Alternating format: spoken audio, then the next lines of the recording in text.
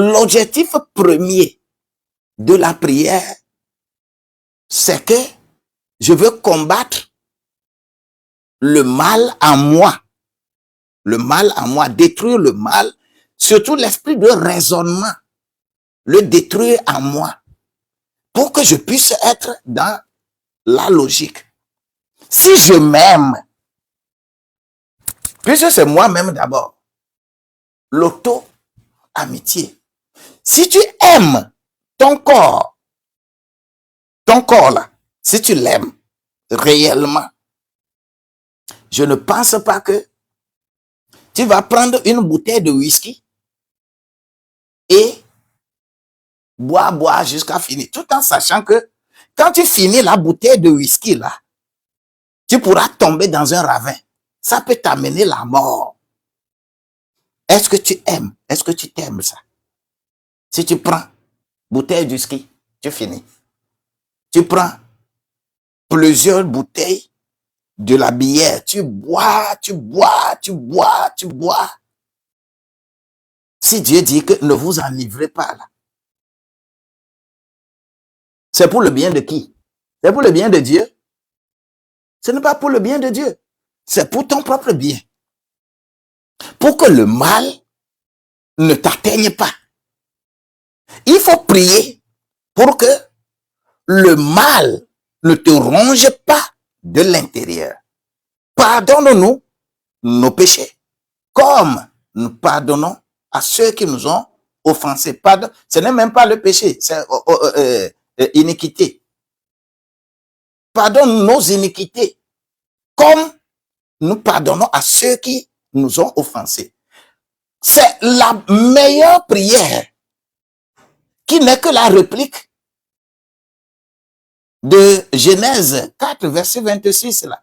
Et c'est alors qu'on commença à invoquer le nom de l'Éternel pour que la situation de Caïn ne se reproduise pas, pour que quelqu'un ne soit pas animé de l'esprit de Caïn pour détruire leur prochain. Malheureusement, c'est la génération de Caïn qui est sur la terre. Tout le monde, je dis tout le monde travaille pour que l'autre soit détruit et que toi, tu sois meilleur. Je prie que le mal soit enlevé de ta vie. La première prière que tu dois faire, c'est ça. C'est ça le mobile de l'instauration de la prière dans la Bible. La prière, ce n'est pas de jeter le feu sur les sorciers. La prière instaurée, voulue par Dieu, là, ce n'est pas de casser l'ennemi. L'ennemi, je te casse. Ce n'est pas ça. Ce n'est pas ça l'instauration de prière. Premier ennemi, là, c'est toi-même. C'est toi-même. Le mal qui est en toi, que le mal s'efface. C'est cette grâce que nous avons. Et si l'Église arrive à atteindre cet objectif, la terre va être un paradis. Nous ne combattons pas avec la chair et le sang. C'est spirituel. Un homme, ta tante n'est pas le mobile de ton problème. Ta mère n'est pas le mobile de ton problème. Ton oncle n'est pas le mobile de ton problème. Ne te lève pas contre lui. Il y a un esprit qui l'habite. Il y a la semence originelle, la génération de Caïn, qui habite naturellement toute personne sur la terre. Et cette génération, ce qui est là, raison pour laquelle lui-même, il a donné naissance à un enfant, il l'a appelé Enoch. Seth va également donner naissance à un enfant, va appeler Enoch. Jéred va donner naissance à un enfant, il va l'appeler Enoch. 3. Et Enoch, le troisième Enoch, va vivre selon Dieu et Dieu va l'enlever. Et c'est par la prière l'invocation du nom de l'Éternel, que c'est possible que Dieu puisse enlever Enoch. Parce qu'il a vécu une vie correcte, une vie normale, une vie qui plaise à Dieu. Dieu va l'élever. Et que c'est ce symbole qui est Église, que c'est ça la famille. Lis correctement Éphésiens chapitre 3. Lis ça à partir du verset 14. Allant, jusqu'à terminer ce chapitre-là. Tu comprendras ce qu'on appelle réellement prière. Comment comprendre ce que Dieu veut de nous? Orientons le sens de nos prières. Sincèrement, orientons le sens de nos prières. Et que le mal se détruise en nous et que nous soyons agréables à plusieurs. Je vous aime bien. J'intercède en ta faveur. Je déclare que le ciel s'ouvre pour toi ce mois de juillet. Je déclare que ta conscience soit réanimée au cours de ce mois de juillet. Je déclare que tu puisses identifier l'ami que tu as à l'intérieur. Et cet ami réclame la destruction de l'extérieur qui vient détruire ta vie. Je déclare que cet ami de l'intérieur soit détruite au nom de Jésus-Christ. Je déclare que la montagne qui est sur ta vie et que cette montagne fait en sorte que tu ne fais que raisonner. Tu caches le mal en raisonnant. Raison pour laquelle, je déclare cela détruite dans ta vie. Car il est écrit dans 2 Corinthiens au chapitre 10, versets 3 à 5, je ne cesserai de mentionner ces versets chaque fois que cela est nécessaire. Nous ne combattons pas dans la chair et le sang, mais nous combattons et notre combat, c'est spirituel. Et ce combat-là, c'est pour renverser les raisonnements, les hauteurs, renverser les raisonnements, prendre captif les pensées élevées, les prendre captifs pour l'Éternel. Je déclare que je prends captif cette pensée que tu as, cette pensée qui t'éloigne de Dieu et qui s'approche de Caïn là. Je déclare cette méchanceté détruite en toi au nom de Jésus-Christ. Sois sérieux avec Dieu et Dieu sera sérieux avec toi. Sois béni au nom de Jésus-Christ. Que quelqu'un me dise Amen. C'est sa prière. Je nous mets sur le chemin de véritable prière que Dieu veut de toi. Tout ce que tu y fais là, il faut recentrer. Reviens. Et fais la bonne prière. Fais la bonne prière. Tu ne priais pas. Jésus a dit, hein, vous priez, vous n'avez pas reçu. C'est parce que vous demandez, vous n'avez pas reçu. Ah, c'est parce que vous n'avez, jusqu'alors, vous n'avez rien demandé. Parce que quoi? Comment vous devez le faire? Le fondement de la prière. Pourquoi la prière a été instaurée? Pourquoi il faut invoquer le nom de Dieu? Si tu ne comprends pas ça, cette base-là, c'est que tu es foutu. Tout ce que tu dis à Dieu, tu vas accuser. Ce n'est pas une affaire de religion. Ce n'est pas combien de fois tu as prié. Non. Ce n'est pas une affaire de religion. Moi, nous, c'est comme ça, nous prions. Nous, c'est comme ça, nous prions. Nous, c'est comme ça, nous prions là. Ça ne veut rien, absolument rien dire. Ce qui est important pour toi, l'objectif de la prière, la base de la prière, la première chose ciblée bibliquement, est que l'homme commence à invoquer le nom de l'Éternel. On invoque le nom de l'Éternel, que le mal soit consumé en toi, que le mal ne se répète plus. Parce que Dieu connaît tes besoins plus que toi-même. Ce dont tu as besoin là. Dieu qui t'a créé, il connaît tes besoins charnels là, ce qui est bon pour toi. ce qui est bon et ce qui n'est pas bon pour toi. Dieu connaît. La chose qu'il te demande, il t'a créé à son image. D'accord. L'image est infinie. Nous sommes plus de 8 milliards sur la terre aujourd'hui. Personne ne ressemble exactement à personne.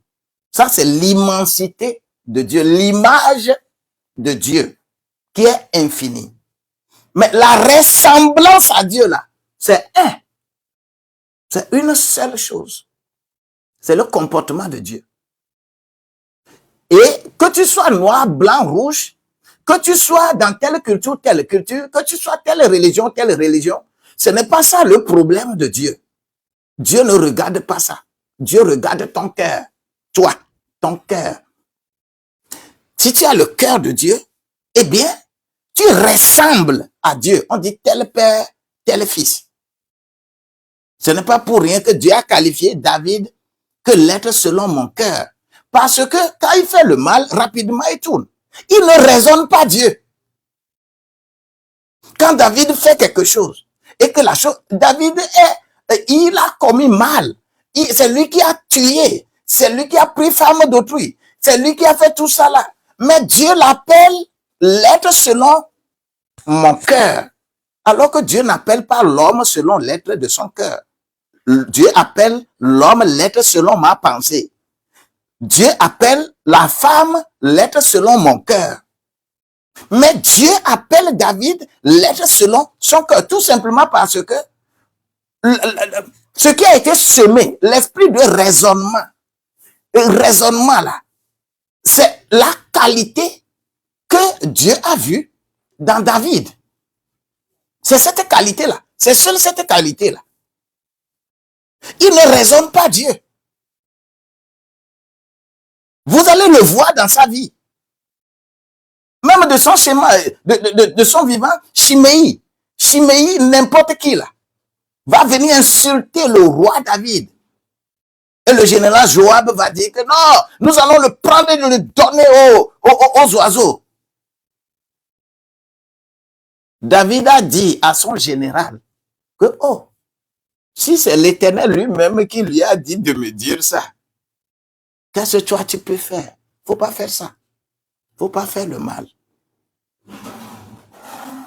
Aujourd'hui, l'esprit de Caïn habite tellement nos rois, habite tellement nos présidents sur la terre. Ils sont les plus méchants. Mais quand tu en parles, c'est toi qu'on va emprisonner. Ils ont quel esprit? L'esprit de raisonnement, l'esprit de Caïn. La méchanceté qui domine la terre. Qui trouve les justes en prison. Et les mauvais se promènent dans la rue impunément. Parce que tout le monde est animé par l'esprit de Caïn. C'est les premiers à être dans les églises. C'est les premiers à être dans les mosquées. C'est les premiers, quand on parle de prière, c'est eux.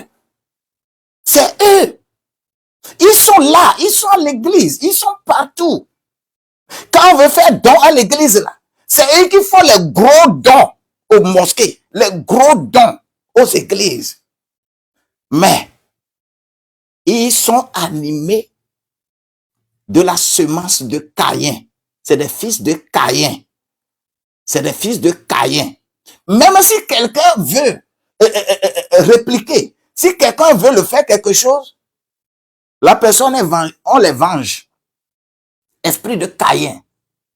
On dit que si quelqu'un veut le toucher, il dit que lui-même, on va le tuer. C'est cet esprit-là qui anime tous nos présidents, les présidents de la terre. Raison pour laquelle leur sécurité,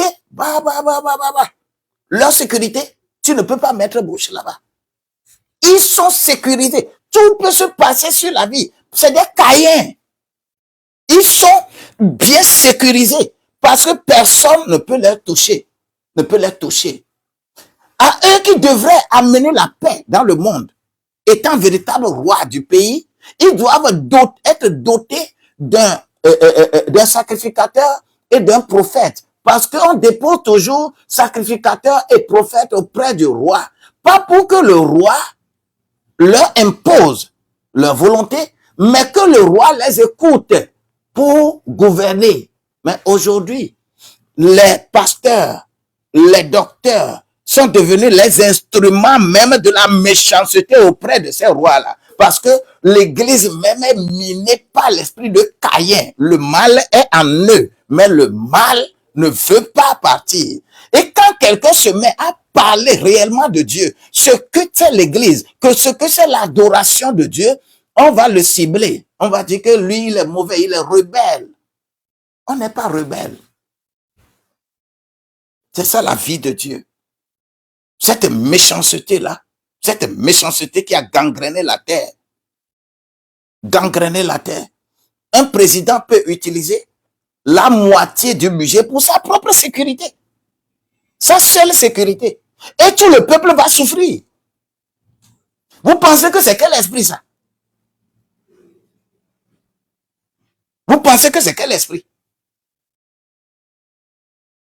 Quand on décrit la sécurité des présidents sur la terre là, hey, les présidents les plus sécurisés, quand on les classe dans les trucs là, et c'est la vie d'une personne. Hein. La personne là est sécurisée, tellement sécurisée, avec tout l'argent du pays. Et le SMIC est là. Les pauvres souffrent. De quel esprit il s'agit? Et comment vous voulez que la terre marche? La terre ne marchera pas. L'Église a besoin de mettre son empreinte. L'Église en a besoin. Que la grâce de Dieu nous accompagne. Que la grâce de Dieu nous accompagne. Et c'est ce pourquoi l'Église existe. L'Église existe pour corriger le cœur méchant des gens. L'Église n'existe pas pour faire autre chose. Corriger le cœur méchant que tu as. C'est ça, l'Église. L'Église n'est pas pour autre chose. C'est le fondement de la prière, ça. C'est ça le premier élément. C'est ce pourquoi on a commencé à invoquer le nom de l'Éternel. Sois béni. Sois béni au nom de Jésus-Christ.